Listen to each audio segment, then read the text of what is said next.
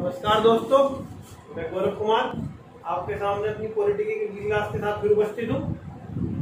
और जहाँ तक मैंने कल अपनी क्लास लास्ट की थी उसी के आगे पढ़ाऊंगा।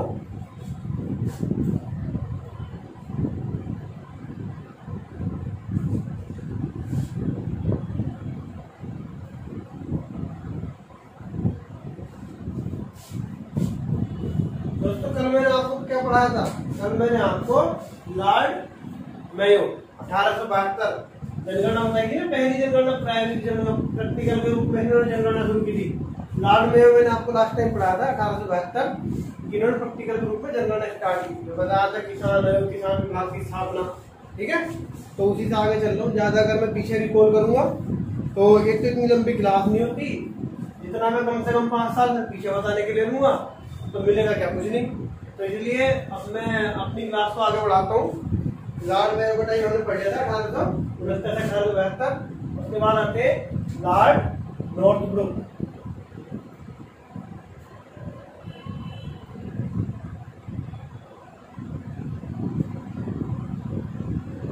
इनके जो टाइम पीरियड है वो 1872 से 1876। ठीक है, इनके समय में देखो जितने भी ये पहले गवर्नर जनरल आते थे और अभी 1858 के ताज शासन के बाद में कौन आने लगे? वायसराय। वायसराय के टाइम में क्या होता था? वायसराय के टाइम में भी काम होते थे। तो हम जो मेन ले रहे हैं कि मान लिया उस समय का वायसराय कौन था, उसका टाइम पीरियड क्या, उसका मुख्य काम क्या है। क्योंकि आज के टाइम में आपसे यही पूछा जाता है। तो जो मुख्य वायसराय वो सब जानते हैं। डलहौजी हो गया, कर्जन हो गया, रिबन हो गया, मे हो गया, लिटन हो गया, विलियम बेंटिंग हो गया, ठीक है, हॉर्डिंग हो गया।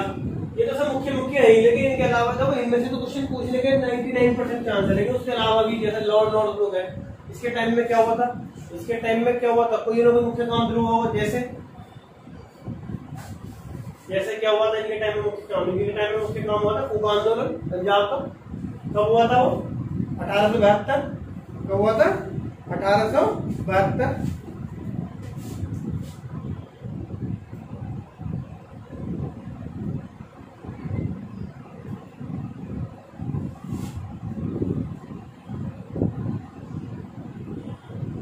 पंजाब में कुका आंदोलन हुआ था 1872 में, जिसे 71-72 ही मानते हैं। ठीक है, तो इसमें क्या हुआ था? अंग्रेजों ने हुक्म दे दिया कि भी गायों का जो कटान है वो अवैध नहीं है। लेकिन जो पंजाब के नामधारी सिख थे वो बोले कि गायों का कटान अवैध है, और इन्होंने सशस्त्र विद्रोह किया था, मतलब हथियारों के साथ विद्रोह।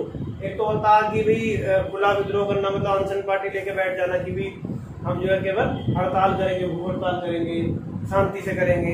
एक होता है सशस्त्र विद्रोह का मतलब ये कि भाई हथियारों के साथ लड़ना, हम खुलेआम जो है आपको मुकाबला भी करेंगे, हथियारों के साथ करेंगे। तो पंजाब में कुका आंदोलन के विरोध में नामधारी सिख आए थे।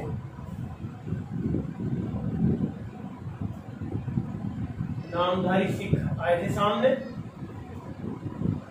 और इनमें जो मुख्य थे वो थे तो बालक सिंह और इनके गुरु राम सिंह। मुख्य नहीं माना जाता दोनों को। इनके द्वारा एक कुका आंदोलन शुरू हुआ था पंजाब में 1871-72 में। तो 1872 नॉर्थब्रुक का टाइम है, तो कभी भी आएगा क्वेश्चन कि पंजाब में कुका आंदोलन कब हुआ? 1872 में हुआ। उस समय पे भारत का वायसराय कौन था? तो लॉर्ड नॉर्थब्रुक था। क्या था? नामधारी जो सिख थे वो खिलाफ हो गए अंग्रेजों के, और नामधारी सिखों में दो नाम महत्वपूर्ण है, दोनों थे। और क्या था कि अंग्रेजों ने क्या फरमान जारी कर दिया था कि जो गाय का कटान है वो अवैध नहीं। ठीक है, अंग्रेजों ने गाय को गर्भ संरक्षण के लिए शुरू हो गया। ठीक है,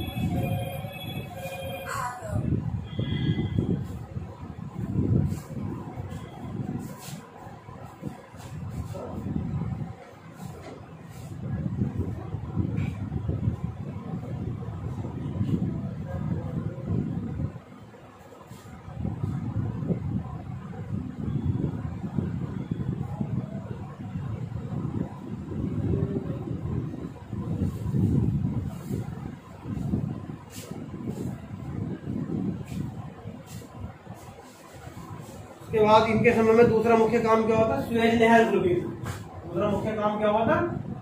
सुएज नहर खुली।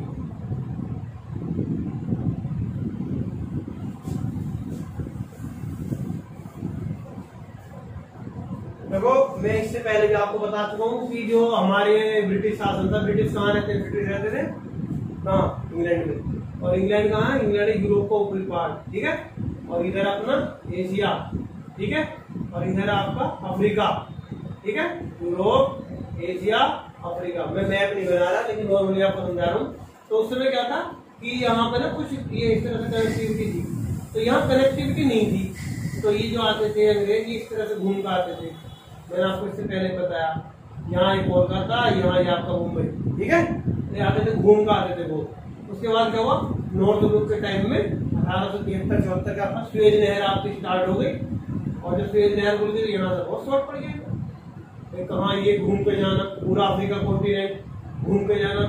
और यहाँ से सुएज नहर लाल सागर और भूमध्य सागर को जो कनेक्ट करती है, सुएज नहर लाल सागर और भूमध्य सागर को कनेक्ट करती है, ठीक है। ये आपकी ओपन हो गई, लाल सागर प्लस भूमध्य सागर, इन दोनों को कनेक्ट करती है। ये आपकी ओपन हो गई। तो इन्हें जो है रास्ता आसान पड़ गया। जब रास्ता आसान पड़ गया तो व्यापार में वृद्धि होगी या कमी होगी? तो व्यापार करने में आसानी होगी। फिर तो सीधा सीधा कच्चा माल लो और शॉर्ट में से निकल जाओ। प्रोडक्टिव माल लो, तैयार हो माल लो तो ले जाओ। लेकिन तैयार हो माल यहाँ कब मिलता है? तैयार यही करते थे, कच्चे माल के शॉर्ट अपने यहाँ पहुंचते, ठीक है। इनके समय में दो ही मुख्य काम हुए थे, सुएज नहर और कूका आंदोलन। कूका आंदोलन का एक दो बार पहले क्वेश्चन पूछा जा चुका, इसलिए लॉर्ड नॉर्थ ग्रुप का जो समय पीरियड है, मतलब टाइम पीरियड है, इनका बहुत ज्यादा इम्पोर्टेंट है कूका आंदोलन की वजह से। बाकी कोई खास काम इन्होंने नहीं किया। 76 तक का टाइम हो गया। उसके बाद कौन आए थे? लॉर्ड मेयो के बाद लॉर्ड नॉर्थब्रुक, नॉर्थब्रुक के बाद कौन आए थे? Lord Liton, Lord Liton.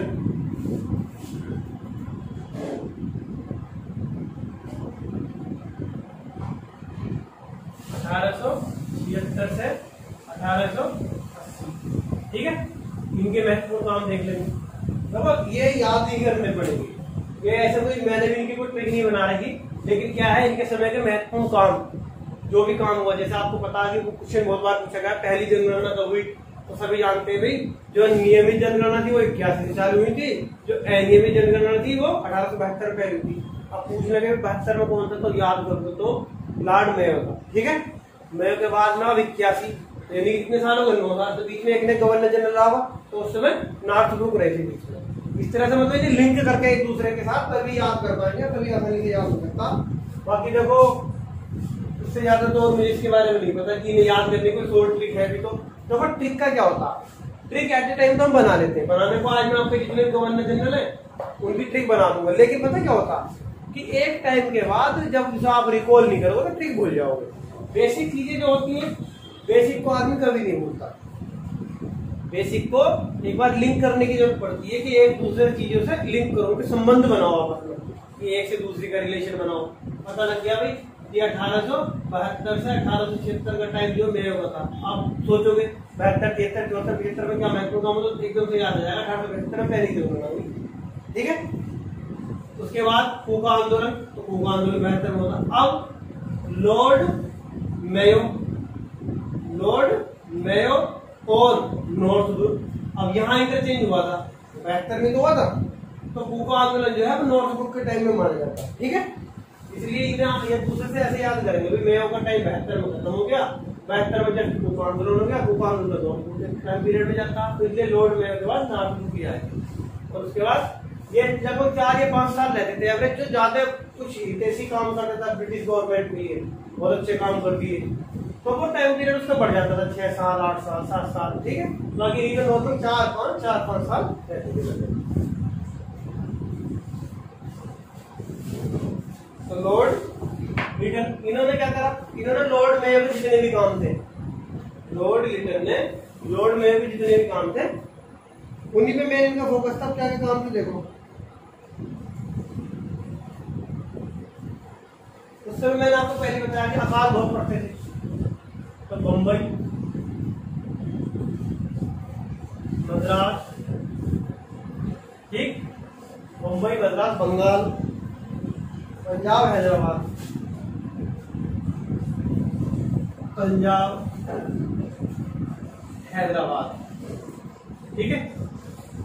मुंबई, मद्रास, पंजाब, हैदराबाद और मध्य भारत, मध्य भारत में आपका मध्य प्रदेश जैसा एरिया, ठीक है, मध्य प्रदेश छत्तीसगढ़ ये एरिया, यहाँ क्या हुआ, अकाल पड़ गया। क्या हुआ, अकाल पड़ गया। जब अकाल पड़ेगा तो अकाल के लिए आयोग बनेगा, आयोग बनेगा तो उसका एक अध्यक्ष होगा। और आज का क्वेश्चन क्या पूछा जाता, आज का क्वेश्चन अकाल आयोग पे बहुत पूछा जाता। अभी मैंने आपको बताया था 1-2 दिन पहले कि जस्ट पीईओ के एग्जाम में 16 अगस्त को जो हुआ था उसमें क्वेश्चन पूछा गया है, 4 आयोग दे रखे थे, पुलिस आयोग, अकाल आयोग, शिक्षा आयोग, इस तरह से था कुछ, और चारों के कौन दे रखे थे, अध्यक्ष दे रखे थे, मैच कर रहे थे। तो क्वेश्चन एक ही था लेकिन 4 आयोग थे और चारों के अध्यक्ष मैच कर रहे थे, इसके अंदर 4 क्वेश्चन थे। कुल मिला के क्वेश्चन अगर आ देखो ऐसा, आपको अगर एक भी 4 में से मतलब 2 चीजें लिंक हो जाती है ना, तो आप ये मान के चलिए कि जो गलत होने के चांस है क्वेश्चन के वो लगभग 70% का खत्म हो जाते हैं। 4 में से कोई 2 चीजें तो सही लिंक करो आप उसमें, तो कॉम्बिनेशन बन जाता है और फिर सही होने के चांस बढ़ जाते हैं। हालांकि कुछ क्वेश्चन होते हैं डिफिकल्ट, जिनमें क्या है कि 2 जो नॉर्मल चीजें तो सभी में मैच होती है, लेकिन बाद की 2 जो सस्पेंसेबल होती हैं उनमें डिफरेंस करना डिफिकल्ट होता है। अब अकाल आयोग बनाया, अकाल आयोग का अध्यक्ष कौन बनाया था, तो रिचर्ड स्टेची। किसे बनाया था, रिचर्ड स्टेची।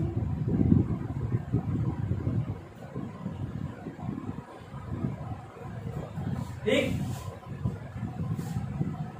सिविल सेवा में इन्होंने क्या किया था, सिविल सेवा में इन्होंने जो है, सिविल सेवा परीक्षा में इन्होंने जो है उम्र घटवा दी। सिविल सेवा परीक्षा में जो है परीक्षार्थियों की उम्र कितनी कर दी थी, घटाकर कर दी थी 19 वर्ष। ठीक, ये घटाई गई थी, 19 वर्ष कर दी थी।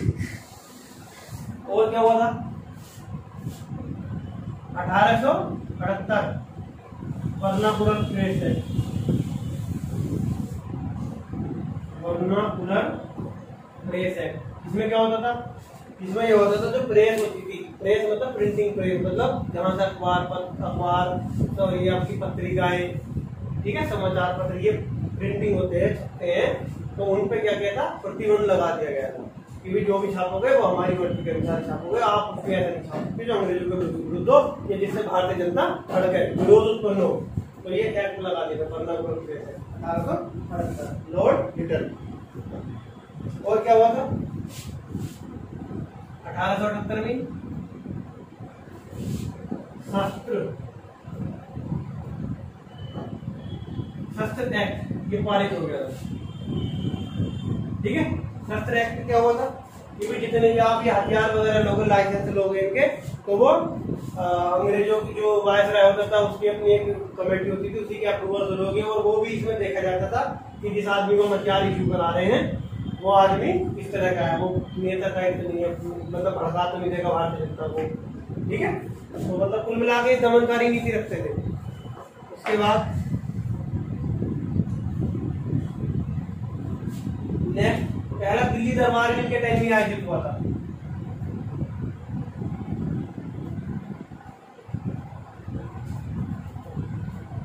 प्रथम दिल्ली दरबार, ठीक है, का आयोजन लिख देते हैं। प्रथम दिल्ली दरबार का आयोजन इन्हीं के समय में हुआ था। और जो इंग्लैंड की महारानी थी, महारानी विक्टोरिया, महारानी विक्टोरिया 1877 के आसपास की बात है। 1877 जो महारानी विक्टोरिया है उनको इन्होंने क्या वायसराय के द्वारा क्या मिल गया था, कैसर ए हिंद की उपाधि, कैसर ए हिंद। ठीक है भाई, ये इनके द्वारा किए गए महत्वपूर्ण काम थे। एक बार फिर सुन लो कि मुंबई, मद्रास, पंजाब, हैदराबाद, मध्य प्रदेश, इनमें पड़ी अकाल, और रिचर्ड स्टेची इनकी अध्यक्षता में, रिचर्ड स्टेची की अध्यक्षता में इन्होंने क्या कर दिया, रिचर्ड स्टेची के अध्यक्षता में अकाल आयोग का गठन कर दिया। देखो अकाल आयोग का गठन किसकी अध्यक्षता, मतलब वायसराय खुद उसे कंट्रोल नहीं करता था, एक कमेटी बनाया था, कमेटी का एक हेड होगा, तो हेड ही रिचर्ड स्टेची थी। उसके बाद सिविल सेवा परीक्षा में जो उम्र थी उसे घटा के क्या कर दिया, घटा के 19 वर्ष कर दिया। और 1878 में वर्नाकुलर प्रेस एक्ट, मतलब प्रेस की स्वतंत्रता की आजादी छीन ली। 1878 में इन्होंने क्या किया, सशस्त्र एक्ट, मतलब लाइसेंस जो लेते हैं हथियारों के, ये भी जो है इन्हीं के मर्जी के अनुसार चलेंगे अब सब काम। और पहला दिल्ली दरबार का आयोजन 1877 में हुआ और महारानी विक्टोरिया को कैसर ए हिंद की उपाधि मिली। उसके बाद आए लॉर्ड रिपन, कौन है? Lord Ripon.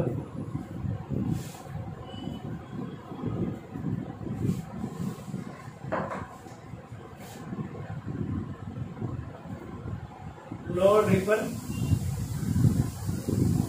1880 से 1884। ठीक है, देखो लॉर्ड मेयो के बाद नॉर्थ ग्रुप, उसके बाद लॉर्ड लिटन, उसके बाद रिपन। ठीक है, इनके टाइम में जनगणना मेन थी, इनके टाइम में कुका आंदोलन मेन था, इनके टाइम में क्या था? पहला दिल्ली दरबार मेन है, बर्नापुर प्रेस एक्ट मेन है, और सशस्त्र एक्ट मेन है, और अकाल आयोग में रिचर्ड स्टेची इनके अध्यक्ष में अकाल आयोग। रिपन ने जितने भी काम किए इसके अपोजिट किए, एकदम 180 डिग्री घूम के।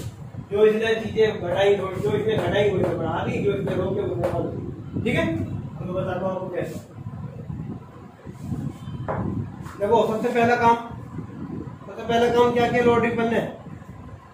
भाई इन्होंने 1878 में क्या किया था? बर्नापुर प्रेस एक्ट लगाया था। तो इन्होंने पहला काम बैठती 1882 में क्या कर दिया? 1882 में इन्होंने सबसे पहले बर्नाकुलर प्रेस एक्ट को निरस्त कर दिया। मैं निरस्त कर रहा हूँ। ठीक है, बर्नाकुलर प्रेस एक्ट को क्या कर दिया? निरस्त कर दिया। सबसे पहला काम इन्होंने यही, रद्दीकरण कह दो, आप रद्द कह दो, निरस्त कह दो। ठीक है, सबसे पहला काम इन्होंने यही किया। उसके बाद दूसरा काम क्या किया? तो सिविल सेवा में आयु बढ़ाई थी इन्होंने। इससे पहले कौन थे? लॉर्ड लिटन ने आयु बढ़ाई थी ना, कितनी की थी? 19 वर्ष की थी, इन्होंने फिर बढ़ा दी। इन्होंने कितनी कर दी? सिविल सेवा में जो आयु थी तो 19 की जगह क्या कर दी? 21 वर्ष जो घटाई थी वही बढ़ा दी। ठीक, उसके बाद इन्होंने क्या की थी? लॉर्ड मेयो ने क्या की थी? नियमित जनगणना, मतलब जनगणना की 1872 में इन्होंने की थी नियमित जनगणना। यहां शुरू होती है नियमित जनगणना, कंटिन्यू चलेगी अब आपकी जनगणना।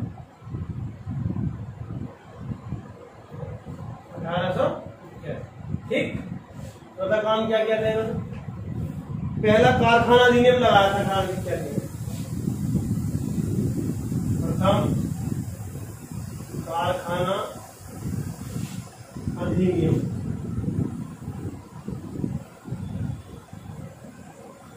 1800।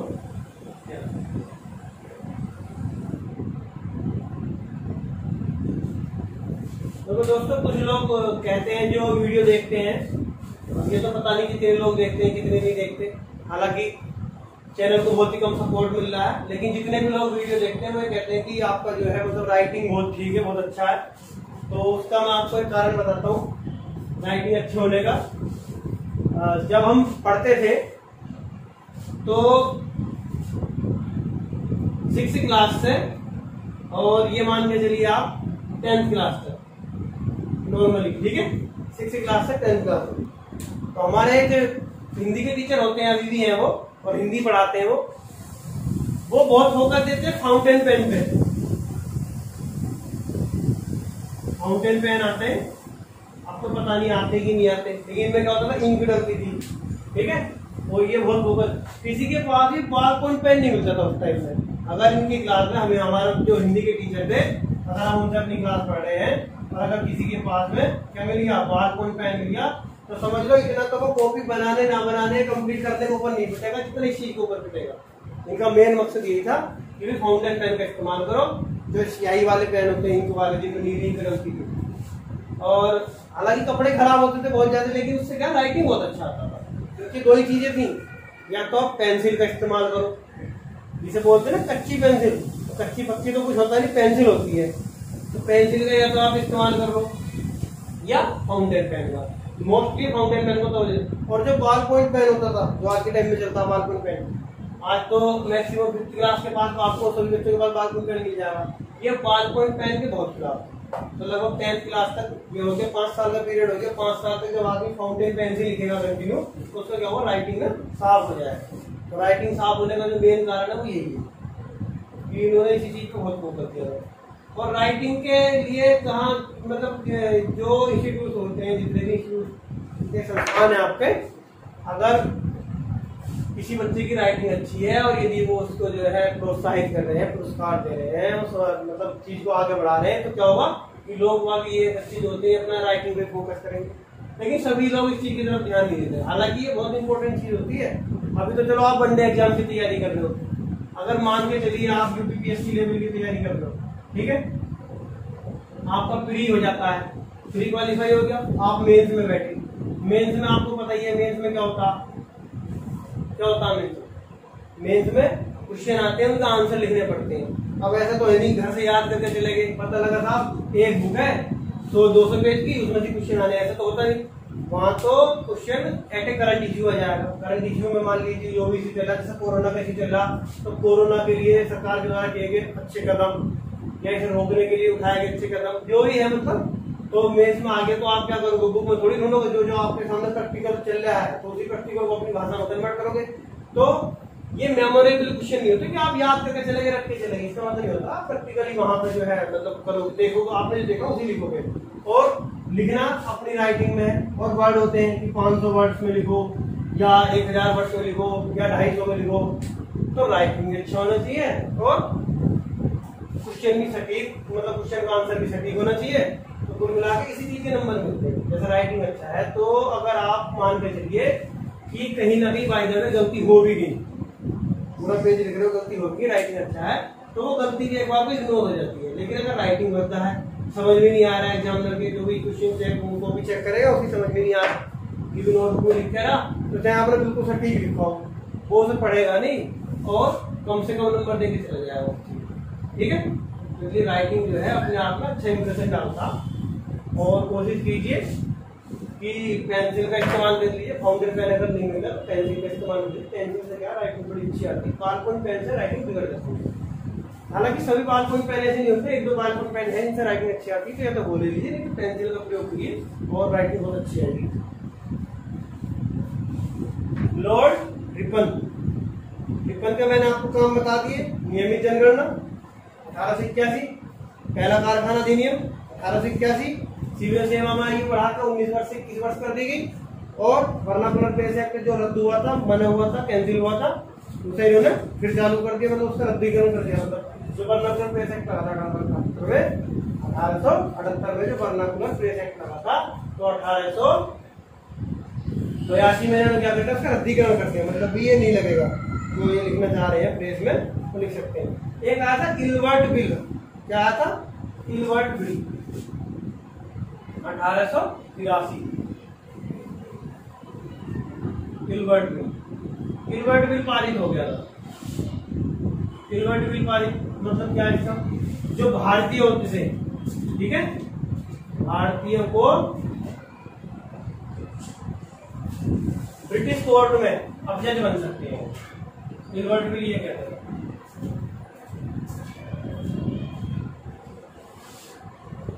अगर कोई भारतीय उस समय पे अगर इतना अच्छा पढ़ लिया कि वो जज बनने की क्वालिफिकेशन अपने पास रखता है, तो इल्बर्ट बिल 1883 के अकॉर्डिंग वो भारतीय ब्रिटिश कोर्ट में भी जज बन सकता है। हालांकि आप सोच रहे होंगे कि जब ये वायसराय थे, दमनकारी नीति रखते थे, तो ये भारतीयों को मतलब जज बना रहे, बहुत बड़ी बात थी उस समय की।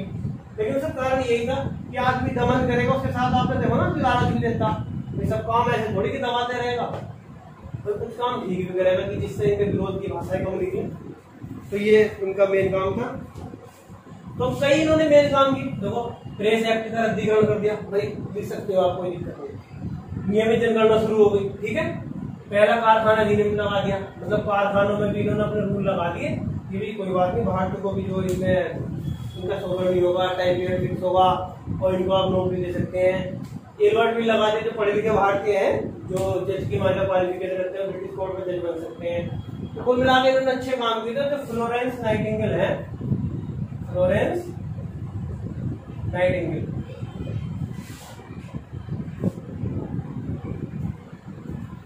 तो फ्लोरेंस नाइटिंगेल है, इन्होंने इन्हें क्या कहा था, लॉर्ड रिपन को इन्होंने कहा था उदारक, उद्धारक, ठीक है, भारत को उद्धारक, मतलब उद्धार करने आए, ठीक है। उसके बाद लॉर्ड डफरिन। लॉर्ड डफरिन का टाइम पीरियड देख लेते हैं, कब से कब तक थी लॉर्ड डफरिन।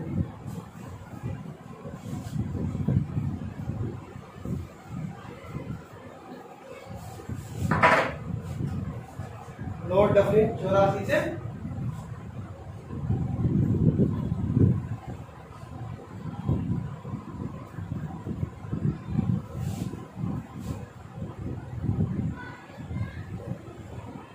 1888।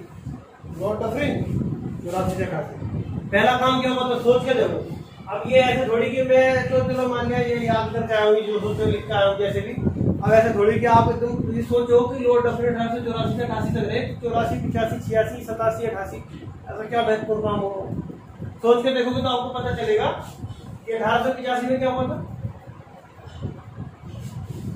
भारतीय राष्ट्रीय कांग्रेस की स्थापना हुई मुंबई में, यही तो हुआ था। तो मुंबई में भारतीय राष्ट्रीय कांग्रेस की हो गई स्थापना, किसके सानिध्य में, के.ओ. ह्यूम। ठीक है, के.ओ. ह्यूम भारतीय राष्ट्रीय कांग्रेस की हो गई स्थापना।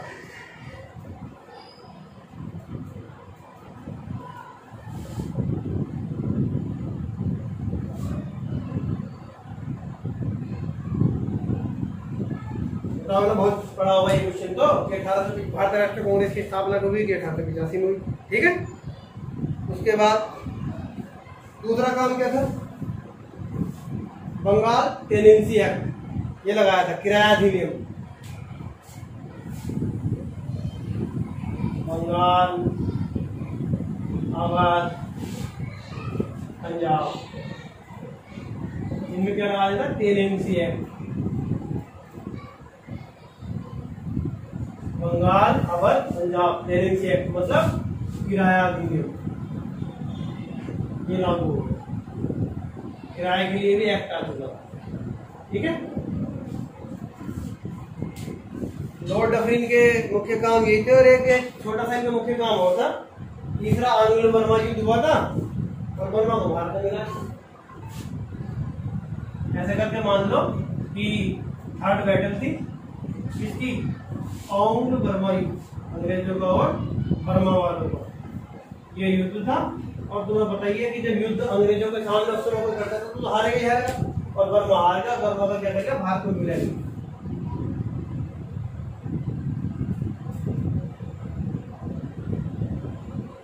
बहुत ही शॉर्ट भाषा में लिख दिया।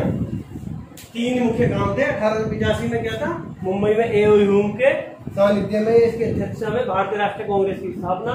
उसके बाद दूसरा काम था बंगाल, अवध, पंजाब में टेनेंसी एक्ट यानी कि किराया अधिनियम लागू हो गया।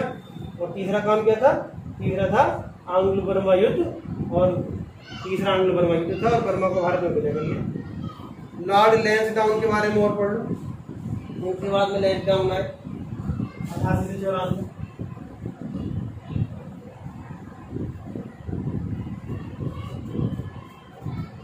नहीं होते सब लॉर्ड होते थे।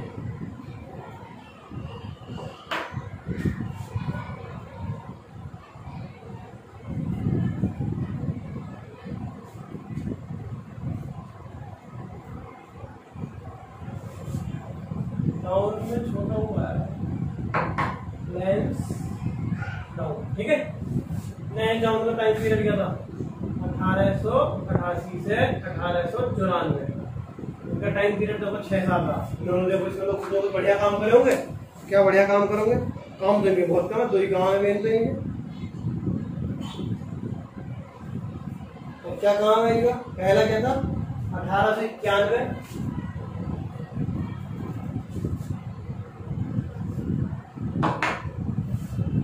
1891 दूसरा कारखाना अधिनियम।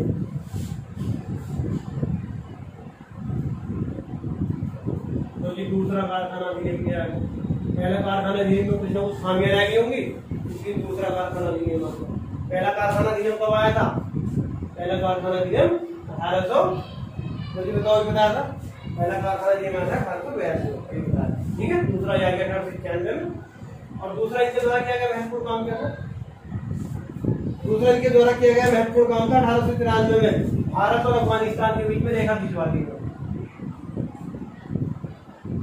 भारत और अफगानिस्तान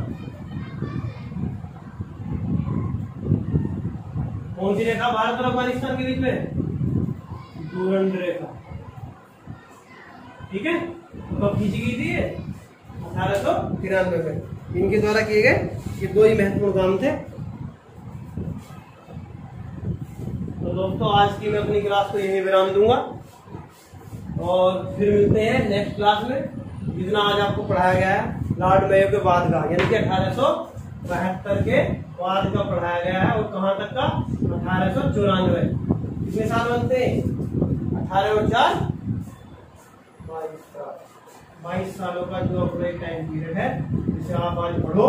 जब एक बार मैंने पढ़ा दिया, एक बार आप रिकॉल कर लोगे तो शायद ये काफी कुछ हद तक आपको याद हो जाएगा और एग्जाम में क्वेश्चन देख के जल्दी से याद हो जाएगा। ठीक है, तो मिलते हैं नेक्स्ट क्लास में। धन्यवाद।